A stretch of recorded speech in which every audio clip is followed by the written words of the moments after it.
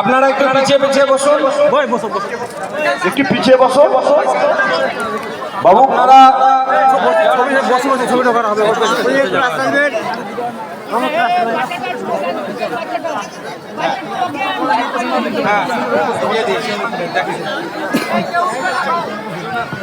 এতক্ষণ ধরে আদায় হচ্ছিল এবং আপনারা সকলেই দান দিচ্ছিলেন, আলহামদুলিল্লাহ খুব খুশির বিষয় এবং ভালো লাগছিল।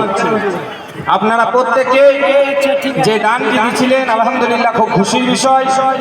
মাওলানা হাসানুজ্জামান সাহেব খুব সুন্দরভাবে আপনাদের কাছে যে বক্তব্যটি তুলে ধরেছিলেন মূল্যবান। আমি বলি আজকে এই স্টেজে সবচাইতে মূল্যবান জিনিস হচ্ছে এই পাগড়ি, যেটি প্রত্যেকের মাথায় বাঁধা হয়েছে। আপনারা স্টেজে বসে তো ভালো হয়, আপনারা স্টেজ যদি না বসেন তো সামনে কেউ বসবে না, স্টেজে যিনারা আছেন বসে যান।